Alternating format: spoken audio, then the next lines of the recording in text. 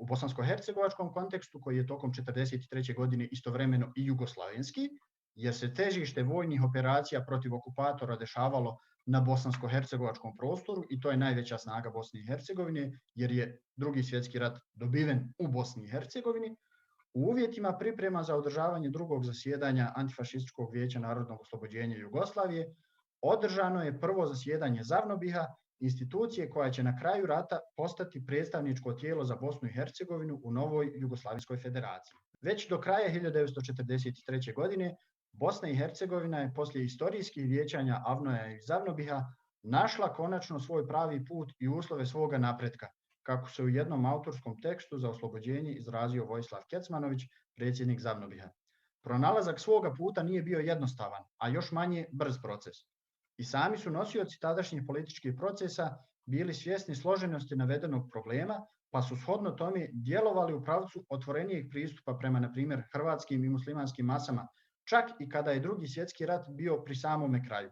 Tako je, prema bilješci bosansko-hercegovačkog historičara Husnije Kamberovića, Đuro Pucar u jednom izvještaju o političkoj situaciji u Bosni i Hercegovini u proljeće 1945. godine govorio kako unutar partije postoji krutost u prilaženju muslimanskim i hrvatskim masama, a za krupnu promjenu političkog kursa u tom smislu trebalo je čekati do 1960. godina, kada su integracijski procesi unutar Bosne i Hercegovine, ali i šire, na jugoslavenskom planu omogućili da temeljne postavke iz rezolucije Zavnobiha budu iskazane u njihovoj suštinskoj punini. Svijet u kojem mi danas živimo, gdje i dalje postoji veoma izražen antisemitizam, sve više rastuća islamofobija ili bilo koji drugi oblik straha od drugosti, ne preostaje ništa drugo nego prisjetiti se upravo Umberta Eka kada kaže da je naša dužnost razotkriti fašizam i pokazati prstom na svaki njegov primjer, svakoga dana, na svakome mjestu. Sloboda i oslobođenje zadaci su kojima nikada nema kraja. Zadatak je time veći, jer navedeni primjeri, nažalost, danas nisu i jedini. Zato je ova manifestacija u kojoj danas učestvujemo još jedna prilika u kojoj ukazujemo na kontinuitet antifašističke politike i antifašističkog opredjeljenja ljudi u Bosni i Hercegovini i vjerujem da ćemo diskusije koje ćemo imati danas usmjeriti u pravcu iz koje ćemo vidjeti koliko je borba od 1992. do 1995. godine protiv agresije na Bosnu i Hercegovinu suštinski bila antifašistička. Prvo zasjedanje Zavnobiha imaju neki naši akademici, istoričari kao što je Enver Redžić i drugi. To je bio po prvi put skup ljudi Bosne i Hercegovine, njenih građana i naroda, koji je bez ičijeg uticaja sa strane i odnekud odlučio o sudbini svoje zemlje i odlučio kakva će ona biti. I sad kad je došlo predvečerje da se u Mrkonjić gradu donesu te odluke, komisija koja je pripremala odluku o konstituisanju Jugoslavije na federalnom principu za drugo zasjedanje Avnoja, vi znate i sastav te komisije, je imala alternativu, zapravo imala je osnovni prijedlog da Bosna i Hercegovina bude pokrajina u toj novoj federalnoj Jugoslaviji. I Rodoljub Čolaković, Avdo Humo i Bogomir Brajković iz Tuzle, koji je bio iz HSS-a, ali je bio patriota, antifašista, su na tom razgovoru u Jajcu 2 dana prije Mrkonjić grada zagovarali ovu koncepciju da Bosna i Hercegovina bude ravnopravna federalna jedinica u demokratskoj Jugoslaviji. I znate čime je, to je vrlo važno da se podsjetimo, znate čime je Đilas odbijao ovu ideju? Da smo mi više nacionalni, da nema ni jednog naroda koji je većinski, a princip je da ima narod, da bila republika, I drugo, on je rekao da, kao odgovor svoj ovim našim, nisu muslimani etnička grupa. Oni su vjerska skupina. Dotle je tad išla politička abisa. Dotle je išla. Oni su otišli kod Tita, on je tu radio negdje u pećini, u Jajcu i sve mu prenijeli, tu će još doći Kardelj. I Tito kad ih je saslušao, nije ništa pitao. On je rekao, narodi Bosne i Hercegovine su se masovno uzeli učešće u našoj narodno-oslobodilačkoj, antifašističkoj borbi. Oni su u toj borbi dali velike žrtve. Oni su svojom borbom zaslužili pravo da imaju svoju federalnu državnu jedinicu. I nije tu stao. Rekao je ravnopravnu Hrvatskoj i Srbiji. I tu se u osnovi zaokružila ideja ZAVNOBiH-a i ideja državnosti Bosne i Hercegovine u smislu obnove i uspostave. I kad dođemo u Evropu, zovu nas Bosanci. To je i geografsko, i političko, i državotvorno označenje.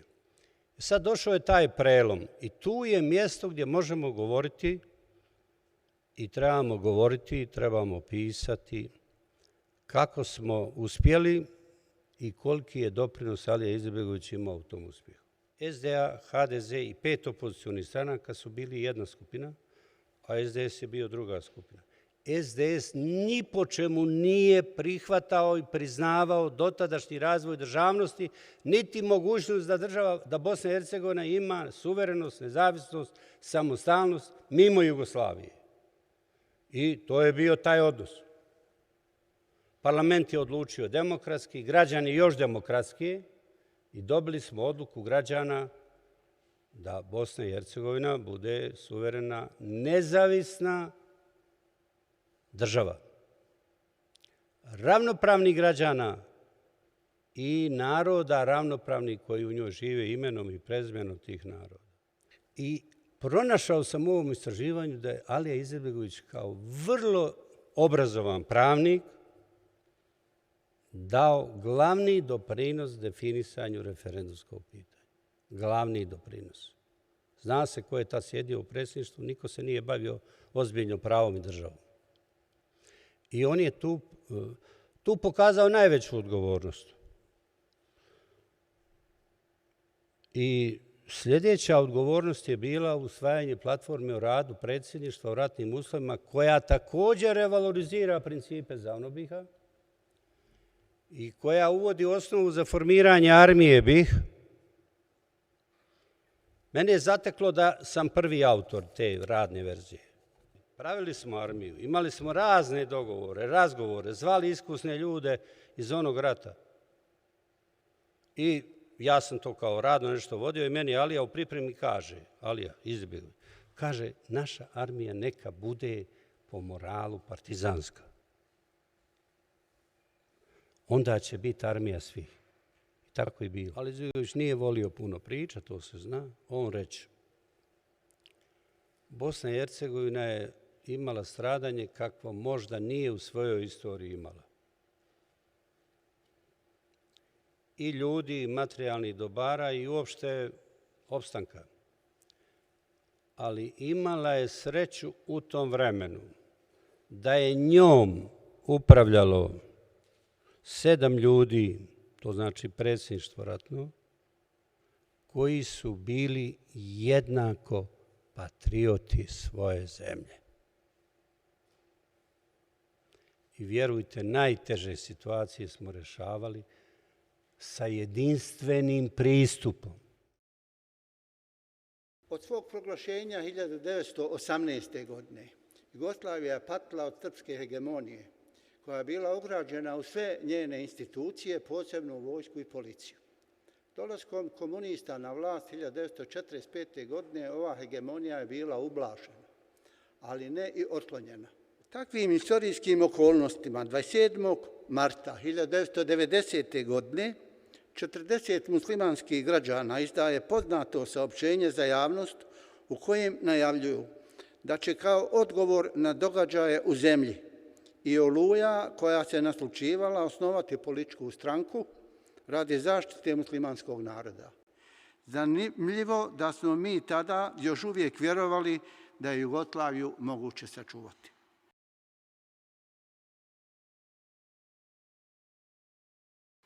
Definirajući demokraciju, ne prvenstveno kao vladu većine, nego kao vladu zakona, SDA i predsjednik Alija Izetbegović žele da istaknu potpunu ravnopravnost velikih i malih naroda u pravima vjerskih i nacionalnih manjina i u tom smislu odbacuju svaki vid majorizacije. U proglasu za odbranu Bosne i Hercegovine naznačeno je: Bosna i Hercegovina je domovina muslimana, Srba i Hrvata, svih građana koji u njoj žive. Ona nije djeljiva jer je nacionalno izmiješana. Svoju nedjeljivost ona je zajamčila stoljećima zajedničkog življenja, svoje bi dijeljenje morala platiti hiljadama života. Stoga pozivamo sve muslimane, sve Srbe, sve Hrvate, sve građane Bosne i Hercegovine da brane svoju domovinu. Opredjeljujemo se za Bosnu i Hercegovinu kao građansku republiku i danas, kad slavimo 25 godina Dejtonskog mirovnog sporazuma, mi vjerujemo u zajedničku budućnost svih građana i naroda u Bosni i Hercegovini, kao i obavezujuću implementaciju evropskih standarda o ljudskim pravima koji imaju supremaciju nad Ustavom Bosne i Hercegovine. Možda ne radimo dovoljno na unutrašnjem dijalogu naroda i građana, u koje je naš predsjednik Alija Izetbegović vjerovao i učio nas, ali i influenca naših susjeda na naše unutrašnje prilike nije okončana, iako Republika Hrvatska postala punopravna članica Evropske unije. Tokom Narodno-oslobodilačkog rata 1992-1995. koga je vodilo ratno multietničko predsjedništvo Republike Bosne i Hercegovine, snagom formirane armije Republike Bosne i Hercegovine odbranjena je država Bosna i Hercegovina. Radu ratnog predsjedništva Republike Bosne i Hercegovine dali su poseban doprinos ljudi građanske i multietničke orijentacije. Oni su doprinijeli da se inicira i usvoji platforma o radu predsjedništva. Ovom platformom su reafirmisani principi Zavnobiha u novim historijskim okolnostima. 4 člana ratnog predsjedništva Republike Bosne i Hercegovine građanske i multietničke orijentacije činili su većinu u ovom tijelu: Nijaz Duraković, Mirko Pejanović, Ivo Komšić, Tanja Ljujić-Mijatović, a desetine hiljada pripadnika jedinica armije Republike Bosne i Hercegovine bili su ljudi građanske i multietničke orijentacije. Tu su i članovi vlade u ratu: Zlatko Lagumdžija, Mustafa Beganović, Ugljaša Uzelac, Nikola Kovač, zatim ljudi koji su radili u glavnom štabu armije Republike Bosne i Hercegovine: Ivan Brigić i Veljko Droca.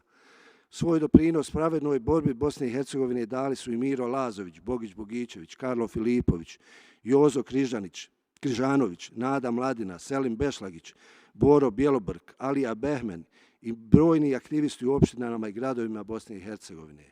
Desetine hiljada ljudi građanske orijentacije bili su u jedinicama armije Republike Bosne i Hercegovine i mnogi su dali svoje živote. Alija Izetbegović se borio da stvori državu u kojoj će slobodno moći živjeti svi ljudi bez obzira na vjeru i naciju.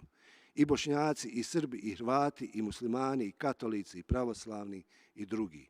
U borbi za državu kakvu je želio, suočio se sa brojnim napadima, ali ga to nije pokolebalo. Zalagao se za jedinstvo i zajedništvo, ali insistirao na tome da je država nezaobilazna. Zapamtite jednu riječ, kaže Alija Izetbegović: država. Svi moramo shvatiti kakva je važnost države. Bez svoje države narod liči na skupinu ljudi koja se našla na brisanom prostoru koji bije, oluje i mećave. Alija Izetbegović se zalagao za pravičan svijet u kojem će zajedno živjeti sve različitosti. U tom smislu Alija Izetbegović i rat protiv Bosne vidi kao borbu između razuma, zdravog razuma, koji proizvodi toleranciju i pomračenja uma, ludila, koje je želi uništiti.